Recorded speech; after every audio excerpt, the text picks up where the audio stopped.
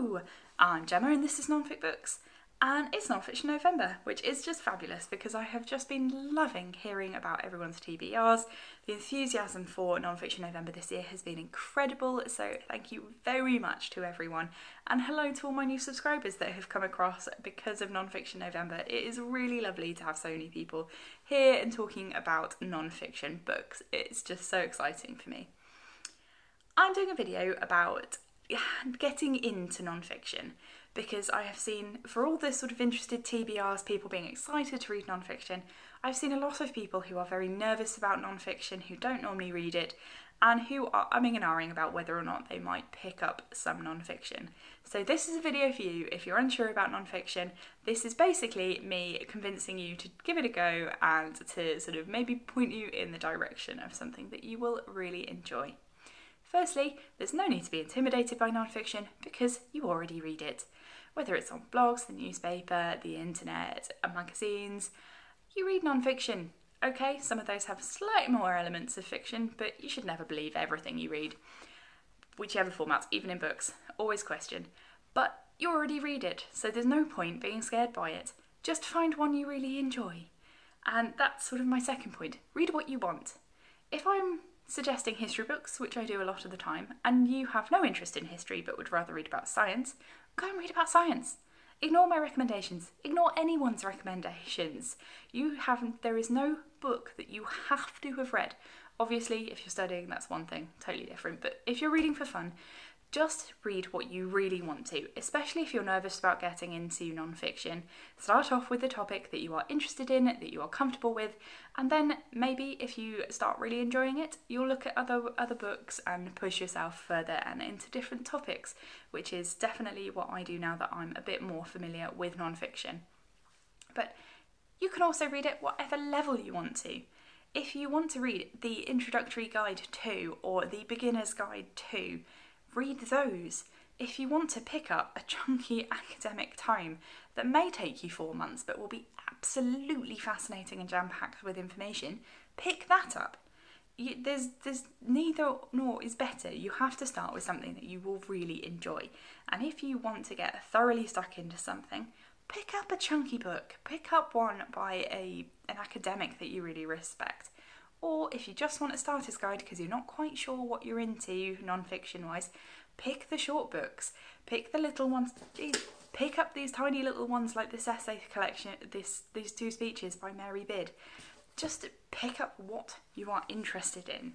There is absolutely no reason to start with something you do not feel comfortable with, because I think everyone can enjoy non-fiction, but if you put yourself off too early, you may well resign yourself to never reading a lot of books that you could thoroughly enjoy and that could really sort of enrich your life. One of the things I hear a lot of the time with non-fiction is the way that people read it. It's quite weird. It's sort of setting themselves maybe 5 pages or 10 pages and they dip in and out, and then maybe a week goes by and then they'll dip in a little bit more. And it takes them a year to read a book. They've got no idea what happened. They have forgotten information, have no idea what order stuff happens in because they have totally forgotten it. Which, hey, if that system works for you, fine. But I don't think it works for most people, and it's certainly, I cannot read like that because I have no idea where I am, who I am, what date it is. Any sort of chronology is lost by reading like that. And reading several books at a time, again, like, just too confusing, too many different people, especially as I tend to read a lot of historical stuff, like which Henry's which, all of this stuff, far too confusing if you read it like that. So read it like fiction. If you've been struggling with non-fiction, pick it up like a non-fiction book. If you've got 3 hours to read, just commit to that book. Get stuck in, get a cup of tea, curl up, read that book and engross yourself in the story that it is telling. Because that is what non-fiction books are. They are stories, but they just happened. Whether they are history or whether it's science, it's telling you the story of the way the world works or what happened in the past. It is just a story and a different format of a story being told. And it can be so fascinating. And the writing should be engaging. You should be able to lose yourself in it like a fiction novel. Obviously, it's a little bit different if you're studying something because you need to remember exact dates, make notes, things like that. But if you're reading a non-fiction, if you read it all at once, you get such a better gist, or sort of in a shorter period of time, of the whole idea of the book, the whole argument of the book, even if you can't remember the exact date that one particular battle happened on, or the exact sort of percentage of some sort of statistic. It doesn't matter, you get the overall argument, and really, if you then want to know more, you can dip back into those places to get the exact details. But just get stuck in and throw yourself and get absorbed in the world that they are talking about. And I think that is one of the ways that most people sort of could get more passionate about non-fiction, is reading it a little bit more like fiction. And like fiction, there are bad non-fiction writers, but that doesn't mean the genre is bad as a whole. There are absolutely crap fiction writers as well, or even great fiction writers that you don't particularly get on with. I generally don't get on with Man Booker winners because I don't do experimental fiction really. I just get very little pleasure out of it. I'm a story person. I want to know what happens. I love a good plot. That is my biggest thing. Experimental writing turns me off about books. So you will see very, very few Man Booker Prize winners ever come up on my reading. Same goes with non-fiction. If you don't like a particular style, don't read that author again, or maybe don't read about that subject again. Pick up something that is a bit different and give it a go. It may take 3 or 4 books until you find your niche, and then get stuck in. Like, if you love an author, read the author's back catalogue. There's loads of non-fiction authors that I am working my way through their back catalogue in exactly the same way that when I love a fiction author, I work my way through their back catalogue. Because if you love someone's writing, it's a particularly great way of getting stuck in and relating to a book. Same with, if you really like a documentary or someone discussing something on the TV or the radio, go and have a look if they've written any books. I love documentaries by people like Lucy Worsley, Helen Castor, Yanina Ramirez, people like that.